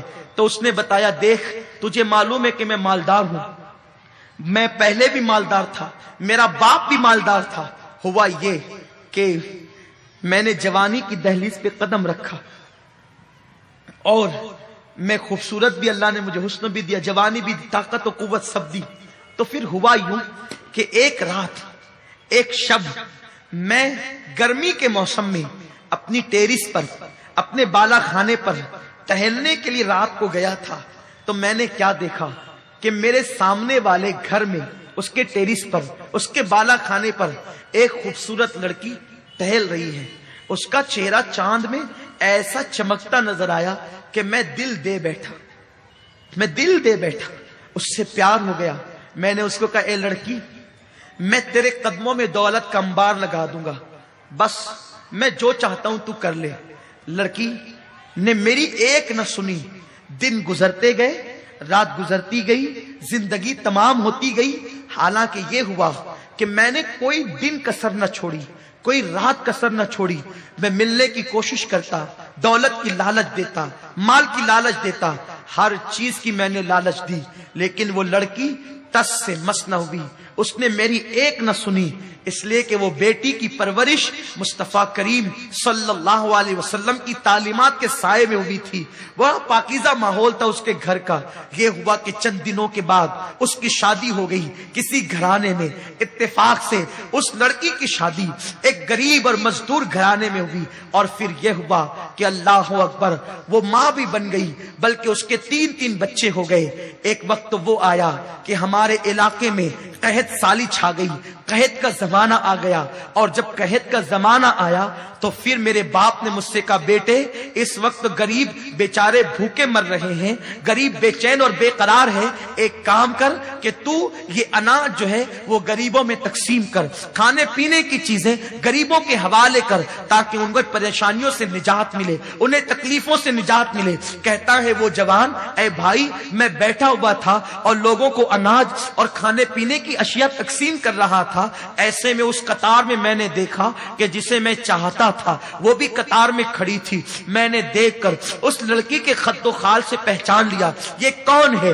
میں نے اس کے کھڑے رہنے کے انداز سے جان لیا یہ کون ہے۔ تو میں نے اپنے نوکروں سے کہا جلدی جلدی تم دوسروں کو نپٹا لو، میں ابھی آتا ہوں، اور میں نے اشارہ کر کے اس لڑکی کو اپنے قریب بلایا، اپنے کمرے خاص میں بلایا۔ بلانے کے بعد کہا اے لڑکی یہ بتا تو کیوں آئی ہے؟ اس نے کہا اے اے نوجوان میرے تین بچے ہیں، آخر میں ماں ہوں اور میں بھوک کی وجہ سے میرے بچوں کی بھوک دیکھ نہیں سکتی، میرے بچے بھوک سے بلک رہے ہیں۔ تجھے معلوم ہے ہر غریب اور مزدور امیروں کے دروازے پہ بھیک مانگ رہا ہے، میرے بچوں کا تڑپنا مجھ سے دیکھا نہیں گیا، میرے بچوں کا بلکنا مجھ سے دیکھا نہیں گیا، میں تیرے دروازے پر آ گئی ہوں، خدارا میری کچھ مدد کر دے، میرے بچوں کے لیے غذا کا انتظام کر دے، میں تجھے بہت دعا دوں گی۔ اس نوجوان نے کہا میرے دل میں خیال آیا آج یہ مجبور ہو کر کے آئی ہے، میں اس کی مجبوری کا بھرپور فائدہ اٹھاؤں گا۔ میں نے کہا اے لڑکی میں تیرے قدموں میں دولت کا انبار لگا دوں گا، کھانے پینے کی اشیاء کا انبار تیرے قدموں میں لگا دوں گا، تو جو کہے گی تیری ہر ایک سنی جائے گی، بس اتنی سی شرط ہے کہ تو میری اس خواہش کو پورا کر دے جو پہلے دن میں نے رکھی تھی، یعنی کہ اس نوجوان نے اس لڑکی کو زنا کی دعوت دی۔ اب میں اپنی بہنوں سے پوچھتا ہوں اور آپ سے بھی پوچھتا ہوں، آپ مجھے بتائیں ایک طرف تین بچوں کی زندگی ہو اور دوسری طرف عورت کی آبرو ہو، ایک ماں کا فیصلہ کیا ہوگا؟ دیکھو ماں کا فیصلہ ایک الگ چیز ہے، ماں ہے، ماں کی ممتا بڑی جدا چیز ہے، ماں کی ممتا بڑی عجیب چیز ہے۔ اللہ نے کائنات میں کسی کو وہ دل ہی نہیں دیا، اللہ نے جو دل ماں کو عطا کیا ہے، ماں وہ ہے جو 9 مہینے پیٹ میں رکھتی ہے، ماں وہ ہے جو 2 سال تک کے اپنا خون جگر پلا کر اپنے بچوں کو دودھ پلا کر انہیں کھڑے ہونے کے قابل بناتی ہے، ماں وہ ہے جو اپنا شباب اپنے بچوں کے سینے میں انڈیل دیتی ہے، ماں وہ ہے جو بچے کے گیلے پیشاب پر سردیوں کے موسم میں سوتی ہے، ماں وہ ہے جو خود روتی ہے لیکن اولاد کی آنکھ میں آنسو نہیں دیکھ سکتی، ماں وہ ہے جس کو خدا نے وہ مرتبے دیے ہیں کہ اللہ اکبر، میرے رسول نے فرمایا اگر تمہیں جاننا ہے اللہ راضی ہے کہ ناراض، جا کے دیکھ لے ماں راضی ہے تو خدا بھی راضی ہے، ماں ناراض ہے خدا بھی ناراض ہے۔ ماں وہ ہے جس کی مثال نہیں، ماں وہ ہے جس کی مثل نہیں۔ ایک بات بڑھ کر کے کہہ کر عنوان ختم کر دوں، دوسرا خدا نہیں ہو سکتا۔ اس جملے کو گانٹھ باندھ لیجئے، ماں کی فضیلت پر اس سے بڑا جملہ میرے پاس ہے نہیں۔ جس طرح دوسرا خدا نہیں ہو سکتا اس طرح دوسری ماں نہیں ہو سکتی، بس ختم۔ باپ کی دوسری بیوی کو دوسری ماں کہتے ہیں، میں اس کی عظمت پہ قربان، لیکن ایک بات بتا دوں، ماں ہوتی ہے۔ اب یہ نہیں کہ آپ کی اگر کسی کی دوسری ماں ہو تو وہ شک کرے، نہیں، وہ اس کا احترام کرے، باپ کی بیوی ہے، لیکن ماں ہوتی ہے۔ ایک بچے کی ماں مر گئی، انتقال ہو گیا۔ آپ میں سے بھی کچھ ایسے ہوں گے جن کے سر سے ماں کا سایہ اٹھ گیا ہوگا۔ جب ماں کا سایہ اٹھتا ہے نا تو کلیم کو بھی کہا جاتا ہے، موسیٰ علیہ السلام کو، موسیٰ ذرا سنبھل کر آنا۔ ماں کا سایہ اٹھتا ہے تو موسیٰ کو بھی کہا جاتا ہے ذرا سنبھل کر آنا۔ کہتے ہیں کلیم اللہ پہلی بار تو نہیں آتا، آج سنبھلنے کا حکم کیوں ہے؟ کہا موسیٰ کل تک تیری ماں زندہ تھی نا، تو نکلتا تھا تو آنچل پسار کے دعا کرتی تھی، اللہ میرے موسیٰ کی حفاظت فرما۔ اب ماں چلی گئی ہے دنیا سے، تیرے پیچھے کوئی دعا کرنے والا نہیں ہے، کلیم ذرا سنبھل کر آنا۔ ماں یہ ہے۔ ایک بچے کی ماں کا انتقال ہو گیا، ماں مر گئی، باپ نے دوسری بیوی کی۔ ایک دن چھوٹا سا بچہ معصومیت کے ساتھ باپ کے سامنے بیٹھا ہے، داغ یتیمی لے کر۔ باپ نے پوچھا بیٹا تیری پہلی ماں اچھی تھی کہ دوسری؟ ماں ایک ہی ہوتی، کہنے کو دوسری ہے لیکن ماں ایک ہی ہوتی، ممتا ایک ہی ہے، دل ایک ہی ہے، پیار ایک ہی ہے، پیٹ میں رکھنے والی وہی حقیقی ماں ہے، باقی سینکڑوں مائیں بن سکتی ہیں۔ بیٹے تیری پہلی ماں اچھی تھی یا دوسری ماں؟ بیٹے نے کہا ابا میری پہلی ماں جھوٹی تھی، جو ماں مر گئی نا، توجہ سے سن لے جن کے گھروں میں مائیں ہیں، جو پہلی ماں مر گئی نا جو حقیقی تھی وہ جھوٹی تھی، اور میری دوسری ماں سچی ہے۔ باپ نے پوچھا کیسے بیٹا؟ کہا ابا جب اسکول نہیں جاتا تھا نا تو کہتی تھی اسکول نہیں جائے گا نا تو ماروں گی، کھانا نہیں دوں گی، شرارت کرے گا نا بھان دوں گی، کھانا نہیں دوں گی۔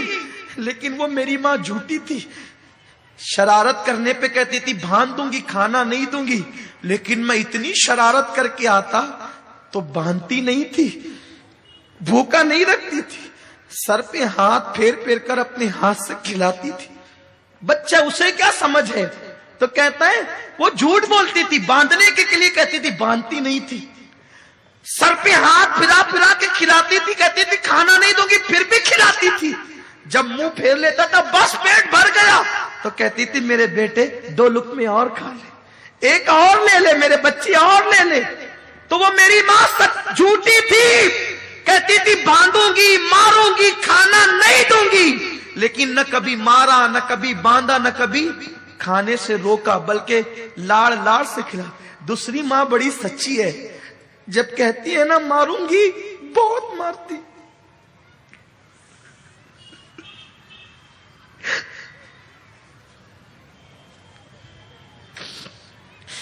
اللہم صلی علی سیدنا و مولانا محمد و آل محمد۔ دوسری ماں بڑی سچی ہے، کہتی ہے نا ماروں گی تو بہت مارتی ہے، کہتی ہے نا کھانا نہیں دوں گی تو پھر دن بھر بھوکا رہتا ہوں، کھانا نہیں دیتی۔ ابا دونوں ماؤں میں فرق یہی ہے، وہ جھوٹی تھی، یہ سچی ہے، وہ انتقال کر گئی، یہ موجود ہے۔ اس بچے کو کیا پتا کہ وہ جھوٹی نہیں تھی، اس کی ممتا اسے مجبور کرتی تھی۔ اس کے ہاتھ باندھنے سے پہلے خود بندھ جاتے تھے، اس کے ہاتھ مارنے سے پہلے خود زنجیر پر جاتی تھی۔ تو جیسے خدا دوسرا نہیں ہو سکتا ویسے کائنات میں دوسری ماں نہیں ہو سکتی، جیسے خدا دوسرا نہیں ہو سکتا ویسے کائنات میں دوسرا باپ نہیں ہو سکتا۔ یہ ممتا جدا ہے، اس کی کوئی مثال نہیں ہے۔ اسی لیے اللہ نے جہاں اپنی وحدانیت کا ذکر کیا وہیں پر ماں باپ کا بھی تذکرہ کیا۔ بل اللہ خدا ہونے میں وحدہ لا شریک ہے، ماں باپ ہونے میں وحدہ لا شریک ہے۔ تو ماں تھی، ماں۔ 3 بچوں کی جان ایک طرف ہے۔ اب ممتا سمجھ میں آ گئی ہوگی، یہ اشارہ، میرا عنوان ماں نہیں ہے، اشارہ دے رہا ہوں۔ اس نے کہا زنا کر میرے ساتھ ورنہ سن لے سب کو سب ملے گا، تجھے کچھ نہیں ملے گا۔ اس نے کہا اللہ سے ڈر، اللہ نے تجھے دولت دی ہے، زنا مت کر، لذت کے لیے گناہ مت کر، لذت چلی جائے گی، گناہ باقی رہ جائے گا۔ اس نے کہا یا زنا کر یا چلی جا۔ پلٹی، مختصر یہ، جب پلٹی تو بچوں نے کہا ماں بھوک لگی، اس نے تسلی دی، پھر بچوں کی تڑپ دیکھ نہ سکی، پھر پلٹی، پھر آئی تو کہا خدا کے لیے رحم، بہت دعا دوں گی، رحم کر۔ اس نے کہا میں نے کہہ دیا نا، یا میری خواہش پوری کر، مدد نہیں ہوگی۔ وہ سوچتا تھا کہ یہ ماں ہے، ممتا کی ماری ہے، یہ جو ہے وہ آخر سمجھوتا کر لے گی اپنی فکر سے، لیکن وہ کیا عورتیں تھیں۔ ممتا اپنی جگہ ہے، لیکن غیرت اس سے بڑھ کر ان کے پاس تھی، حیا اس سے بڑھ کر ان کے پاس تھی۔ جب پھر لوٹی تیسری بار تو بچوں میں سے کسی نے کہا ماں یا تو ہمارا گلا گھونٹ کر مار ڈال یا ہمارے کھانے کا انتظام کر۔ یہ جملے نشتر کی طرح، تیر کی طرح دل پر پڑے، اور پھر اس کے بعد اس نے سوچا چلو زنا کر لیتے ہیں، بعد میں توبہ کر لیں، بس یہ سوچ کر چلی اور کمرے میں گئی اس نیت کے ساتھ کہ بچوں کی زندگی تو بچ جائے گی نا۔ کھڑی ہوئی تو کہا خدا کے لیے رحم کر۔ اس نے کہا میں نے کہہ دیا نا، تو میری خواہش پوری کر دے، ہر خواہش میں تیری پوری کر دوں گا۔ جیسے ہی منہ سے جملہ نکلنے والا تھا کہ ٹھیک ہے میں تیار ہوں، دل کے اندر کا خوف خدا اس کے ضمیر کو جھنجھوڑتا ہے، اور اس کے ذہن میں ایک بات آتی ہے کہ رسول اللہ کا فرمان ہے جو اللہ سے ڈر کر گناہ چھوڑ دے، اللہ اسے ایسی جگہ سے روزی دیتا ہے جہاں اس کا گمان بھی نہیں جاتا. اور پھر کیا ضروری ہے کہ بچوں کو غذا مل جائے گی تو وہ نہیں مریں گے؟ بھوکا ہی مرتا ہے، کوئی ضروری نہیں ہے. پیٹ بھر کھانے والا بھی تو مر جاتا ہے. تو اس نے کہا اے نوجوان سن لے، اپنے ایک ایک بچے کو تڑپ تڑپ کر مرتا تو دیکھ لوں گی، لیکن کبھی اپنے اللہ کی نافرمانی نہیں کروں گی. دامن غیرت پر کبھی زنا کا دھبا لگنے نہیں دوں گی، اور اب کی بات میں واپس بھی نہیں آؤں گی. یہ کہہ کر کے پلٹی ہے اور سنت فاطمی گھر جا کر یوں ادا کرتے، بیٹو انتظار کرو ابھی کھانا آتا ہے. مصلا بچھایا، پیشانی کو سجدے میں رکھا. اللہ تو نے چونچ دیا ہے، تو دانا بھی دے گا. میرے کریم میرے بچوں کے لیے کھانے کا انتظام کر دے. جملے مکمل نہ ہوئے تھے، دروازے پہ دستک ہوئی. سر اٹھا کر کے دروازہ کھولا. وہ جوان کھڑا تھا، اس کے ساتھ اور بھی اس کے نوکر تھے. لڑکی نے گرج کر پوچھا اب کیوں آیا ہے؟ کہا مجھے معاف کر دے. جب تو غریب ہو کر اللہ سے اتنا ڈرتی ہے، زنا نہیں کرتی، برائی نہیں کرتی، مجھے مالدار ہو کر اللہ سے کتنا ڈرنا چاہیے. آج کے بعد میرا دل بدل چکا ہے. اب تو کیا، میں کسی عورت کو بری نظر سے نہیں دیکھوں گا. میری بہن لے اور یہ تحفہ قبول کر لے. آج کے بعد میں تجھے بہن کہتا ہوں. لڑکی نے کہا رک جا. پھر سجدہ کیا شکر کا اور دعا کی اللہ اگر یہ اپنے قول میں سچا ہے تو اس پر دنیا کی اور جہنم کی دونوں آگ کو حرام کر دے. وہ جوان اپنے دوست سے کہتا ہے اللہ سے ڈرنے والی اس لڑکی کی دعا کا اثر ہے کہ میں دنیا کی آگ میں ہاتھ ڈالتا ہوں تو آگ میرے ہاتھ پہ اثر نہیں کرتی.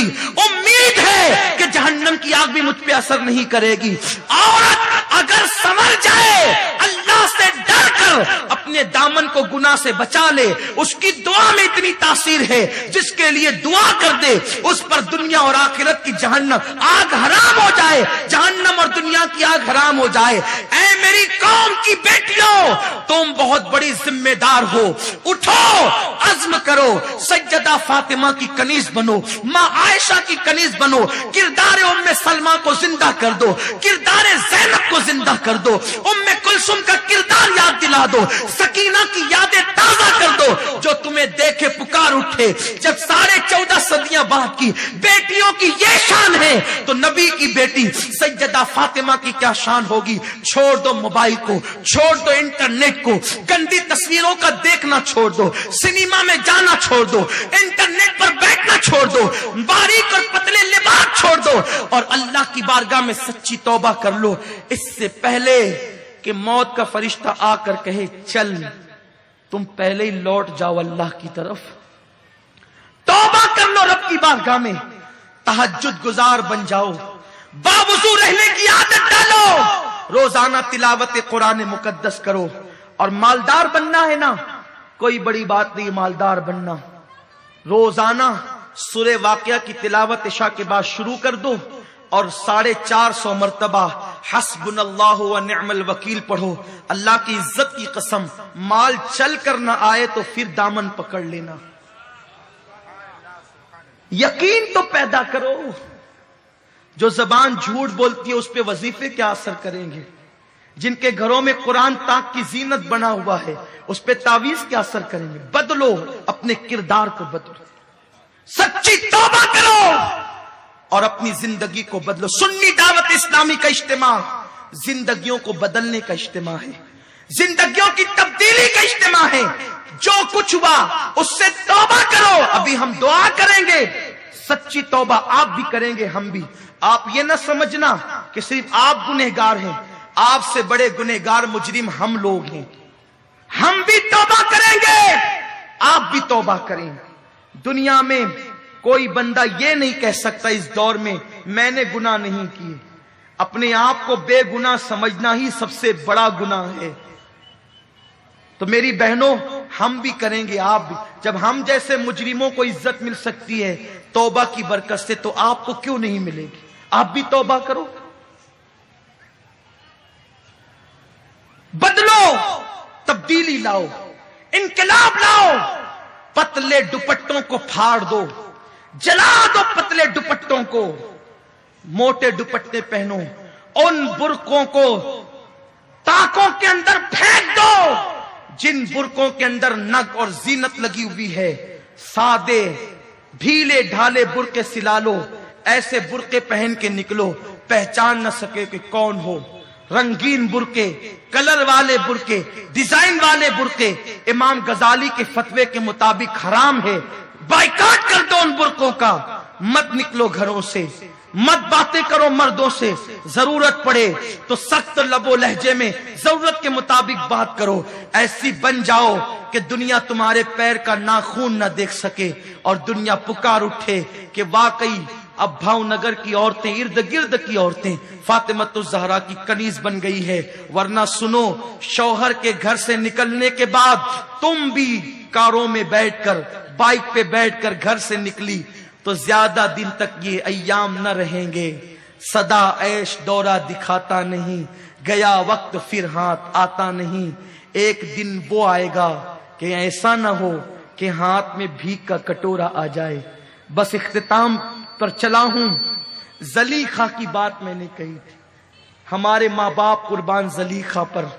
जलीखा ने बहुत कुछ किया जनाब यूसुफ को हासिल करने के लिए, लेकिन जलीखा पर एक वक्त ऐसा आया कि मिस्र के बाजारों में जलीखा भीख मांगती थी। वो पाक दामन थी, लेकिन सिर्फ यूसुफ की मोहब्बत में इतनी बदनामियां ले ली कि जलीखा भीख मांगती थी मिस्र के बाजारों में। बूढ़ी हो गई थी, नाबीना हो गई थी आंखों से, भीख मांगती थी। मेरी बहनों, अगर थोड़ा सा नापसंदीदा अमल बल्कि खता इज्तिहादी अगर जलीखा से यूसुफ अलैहिस्सलाम के हवाले से हो जाए तो उसके हाथ में भीख का कटोरा आ जाता है। अगर आबरुओं का सौदा होगा तो दौलत कैसे रहेगी। लेकिन चूंकि जलीखा पाक दामन थी, बार बार कहता हूं पाक दामन थी, तो एक दिन ये हुआ कि जनाब यूसुफ कहत हो गया था ना, आपने सुना होगा कहत साली, सबको बुला बुला कर खिला रहे थे। तो किसी ने कहा यूसुफ सब आते हैं खाने, एक बुढ़िया नहीं आती। जब बुलाने जाते हैं तो कहते जा तेरे बादशाह से कहना जब तक खुद बुलाने नहीं आएगा खाने नहीं आऊंगी, भूखी मर जाऊंगी, खाने नहीं आऊंगी। यूसुफ अलैहिस्सलाम का ऐन शबाब था, वापस आए, कहा कि वो मर नहीं सकती क्योंकि सल्तनत मेरी है, हुकूमत मेरी है। तो जब आए ना तो मिस्र के बाजार में जलीखा गर्दन झुकी थी, पीठ कुबड़ी हो चुकी थी, बूढ़ी हो चुकी थी। कल तक जो जलीखा अजीज मिस्र की बीवी थी, खूबसूरत थी, लेकिन एक दूसरे जवान से दिल लगा लिया था, खता इज्तिहादी की थी। आज बूढ़ी हो गई थी, कोई देखने वाला नहीं था, पीठ झुक चुकी थी, भीख मांग रही थी। यूसुफ गए और बुढ़िया से कहा, ओ बड़ी बी, तू आती क्यों नहीं है खाने का? कौन है तू? कहा मैं यूसुफ हूं, मिस्र का बादशाह हूं। आंखें नाबीना थी, रो कर कहती है, यूसुफ तेरे लिए मेरा ये हाल हुआ, तूने पहचाना मैं कौन हूं? यूसुफ अलैहिस्सलाम कहते हैं मैंने नहीं पहचाना, बड़ी भी तू कौन है? कहा भूल गया जलीखा को? कहा आप ही जलीखा है? कहा हाँ, मेरा शौहर मर गया, भीख का कटोरा हाथ में आ गया। यूसुफ अलैहिस्सलाम को प्यार आ गया, जिब्रील आया, अर्ज किया ऐ यूसुफ अल्लाह की मर्जी है कि आप इसके लिए दुआ करें कि इसकी आंख लौट आए। दुआ की आंख लौट गई। यूसुफ को देखा, दिल ठंडा हुआ, हाय यूसुफ मेरे सामने है। तो जनाब यूसुफ ने कहा मेरा अल्लाह हुक्म देता है कि मैं तेरे साथ निकाह कर लूं। कल तक नाजायज मोहब्बत की तूने दावत दी थी, जब तेरा शौहर था, तेरे साथ निकाह जायज नहीं था, अब निकाह मैं तेरे साथ करना चाहता हूं। जलीखा ने कहा यूसुफ रहने दो, अब रहने दो। तो कहा ये अल्लाह का हुक्म है। कहा यूसुफ तू जवान है, मैं बुढ़िया हूं। सजदे, सर को सजदे में रखा यूसुफ अलैहिस्सलाम ने, दुआ की। इमाम गजाली फरमाते हैं दुआ की तो अल्लाह ने बूढ़ी जलीखा को फिर से शबाब अता कर दिया और फिर शादी हो गई। तो रात को बुलाते तो दिन का वादा करती, दिन को बुलाते तो रात का वादा करती। यूसुफ ने कहा वाह जलीखा, एक दिन वो था कि मेरे लिए दरवाजे बंद करके लुभाती थी, आज बुलाता हूं तो आती नहीं है, बस توجہ سے اس جملے کو سن لے زلیخا کا. کہا کہ اس وقت تو زنا کے لیے، توجہ، اس وقت تو زنا کے لیے 7 کمروں میں تالے لگا کے بلاتی تھی، لبھاتی تھی، عورتوں کی انگلیاں کٹواتی تھی، مجھے جیل تک بھجوا دیا. اب نکاح ہو گیا، جائز طور پہ بلاتا ہوں، دن کو بلاتا ہوں تو رات کا وعدہ، رات کو بلاتا ہوں تو دن کا وعدہ، کیوں نہیں آتی؟ جواب دیا زلیخا نے، جب تک دل میں یار نہ بسا تھا تو تیری محبت میں گرفتار تھی، اب جو یار کے جلوے بس گئے تو اب کوئی چاہیے ہی نہیں. یہ مقام پر پہنچتا ہے بندہ جب خدا کا جلوہ، اس کے محبوب کی محبت دل میں بستی ہے. لیکن چونکہ ابھی تک زلیخا نے توحید کا مزہ نہ چکھا تھا تو یوسف علیہ السلام کو زنا کی دعوت دیتی تھی. تو اس لیے اللہ کی محبت دلوں میں پیدا کرو، خدا کا خوف، اس کے محبوب کی محبت، سچی توبہ کرو، دل خودی گناہوں سے اچاٹ ہو جائے گا، گناہ کی محبت دلوں سے نکل جائے گی. اللہ پاک مجھے آپ سب کو توفیق عطا فرمائے. دوران گفتگو اگر کوئی غلطی ہو تو اللہ معاف فرمائے. کوئی بہن اٹھ کر کے نہیں جائے گی. اب اصل وقت آتا ہے مانگنے کا، اب اصل وقت آتا ہے توبہ کا. اے آنسو بہانے والی میری بہنوں، سب کے لیے آنسو بہائی ہو، اب اپنے گناہ پر بھی آنسو بہا لو، زندگی میں انقلاب آ جائے گا. میں آپ سب کا شکریہ ادا کرتا ہوں، بہت خاموشی سے آپ نے فقیر کے بیان کو سماعت کیا. اللہ آپ کو جزائے خیر عطا فرمائے. وما علینا الا البلاغ.